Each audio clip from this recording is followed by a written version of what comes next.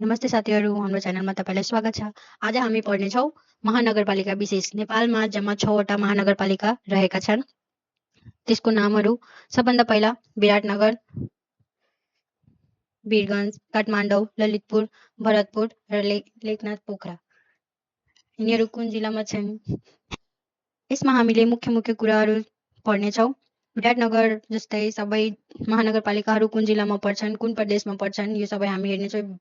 मुख्य गरी यसमा हामीले एक्जाम ओरिएन्टेड कुराहरू मात्र हेर्नेछौँ। मेन फोकस एक्जामका लागि केही महत्त्वपूर्ण क्वेसनहरू जुन एक्जाममा सोध्न सक्नेछ त्यस्ता क्वेसनहरू हामी यसमा हेर्नेछौँ, पढ्नेछौँ। सजिलै हामीले यसमा याद गर्न सक्छौँ। विराटनगर जसरी कुन जिल्लामा पर्छन् भने मोरङ जिल्लामा, वीरगञ्ज पर्सा जिल्लामा, काठमाडौँ जिल्लामा, अनि ललितपुर जिल्लामा र भरतपुर चितवन जिल्लामा, लेखनाथ पोखरा कास्की। त्यसपछि विराटनगर कुन प्रदेशमा पर्दछन्? यसो हामीले सजिलै याद गर्न सक्छौँ। काठमाडौँको काठमाडौँ नै छ, ललितपुरको ललितपुर नै छन्, अनि भरतपुरको चितवन, विराटनगरको मोरङ, वीरगञ्जको पर्सा। याद भइ नै हाल्यो। लेखनाथ पोखरा कास्की, यो मैले लेख्न बिर्सेँ तल। प्रदेश लेखेपछि म त्यो लेखिदिन्छु। विराटनगर, मोरङ प्रदेश नम्बर कोशी प्रदेशमा छन्, प्रदेश नम्बर 1, वीरगञ्ज पर्सा मध्य प्रदेश, काठमाडौँ बागमती प्रदेश, ललितपुर बागमती प्रदेश, यसमा भरतपुर चितवन बागमती प्रदेश। यसमा 3 वटा महानगरपालिकाहरू एउटै प्रदेशमा परेका छन्। बागमती प्रदेशमा 3 वटा महानगरपालिकाहरू परेका छन्, काठमाडौँ, ललितपुर र भरतपुर। अनि लास्टमा मैले बिर्सेको लेखनाथ पोखरा कास्की जुन गण्डकी प्रदेशमा रहेको छ। यसमा याद गर्न सजिलो छ। एउटा प्रदेश पर्ने, एउटा महानगरपालिका पर्ने प्रदेशहरू 3 वटा छन्। 3 वटा महानगरपालिका एउटै प्रदेशमा छन्। बागमतीमा 3 वटा पर्छन्, काठमाडौँ, ललितपुर र भरतपुर, अनि कोशीमा एउटा छन्, मध्य प्रदेशमा एउटा छन् र गण्डकी प्रदेशमा एउटा छन्। सबैको जिल्ला र प्रदेश याद भइसके नै होला। अब हामी पढ्छौँ सबभन्दा बढी वडा संख्या भएको महानगरपालिका। जस्तै धेरै सबैको पहिला लिस्ट बनाउनु पर्छ, तर एक्जाममा मात्र सोधिने मुख्य सबैभन्दा बढी र सबभन्दा कम। सबभन्दा बढी वडा संख्या कुनमा छ र सबभन्दा कम वडा संख्या कुनमा रहेका छन्। सबभन्दा बढी वडा संख्या भएको महानगरपालिका हो लेखनाथ पोखरा जुन कास्कीमा पर्दछन्। यसमा जम्मा 33 वटा वडा रहेका छन् जुन सबभन्दा बढी हो। अनि सबभन्दा कम वडा संख्या भएको विराटनगर जसको 19 वटा वडा मात्र रहेका छन्।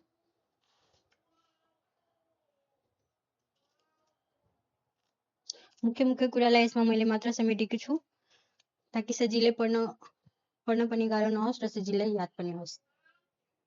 यदि तपाईहरुलाई भिडियो हेर्न बुझ्न अझै मन छ भने केही मिस्टेक भयो भने केही नराम्रो लाग्यो भने कमेन्ट गर्नु होला, लाइक शेयर पनि गर्नु होला। तलको कम वडा संख्या भएको विराटनगर जसमा 19 वटा वडा मात्र रहेका छन्।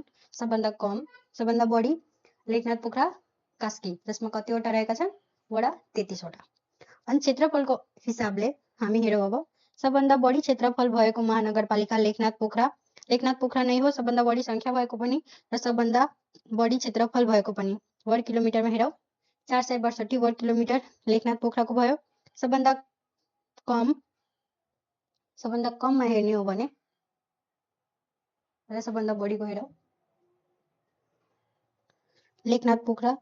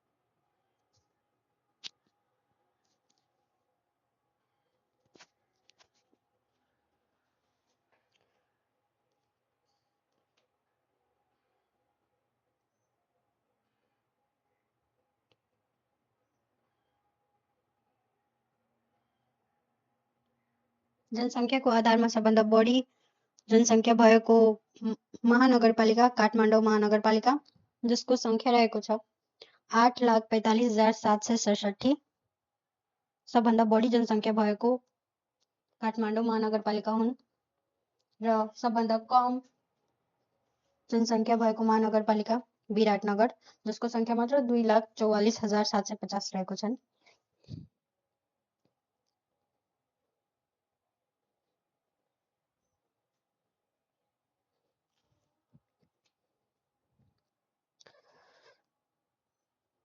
महानगरपालिका बढी भएको प्रदेश, सबभन्दा बढी महानगरपालिका भएको प्रदेश जसमा हामीले माथिपट्टि हेरिसक्यौँ अनि तल एकचोटि फेरि रिभिजन फेरि याद गर्नका लागि सजिलो होस् भनेर।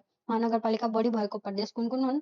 बागमती नै हो। बागमतीमा कतिवटा प्रदेश परेका छन्, महानगरपालिका परेका छन्? काठमाडौँ, ललितपुर र भरतपुर। पहिला नै हेरिसक्यौँ, तीनवटा परेका छन् बागमतीमा, काठमाडौँ, ललितपुर र भरतपुर। महानगरपालिका एउटा एउटा भएका प्रदेश: कोशी प्रदेश, विराटनगर, मध्य प्रदेशमा लेखनाथ पोखरा। महानगरपालिका नभएका प्रदेश: लुम्बिनी प्रदेश, कर्णाली प्रदेश र सुदूरपश्चिम प्रदेश। आजको लागि यति नै। अब अझै अर्को भिडियोमा लाइक, सेयर र सब्सक्राइब गरिदिनु होला। केही अझै बुझ्नु भएन भने या तपाईँलाई अझै केही बुझ्नु मन छ भने नेक्स्ट पार्टका लागि लाइक गर्नुहोला, कमेन्ट पनि गर्नुहोला। धन्यवाद।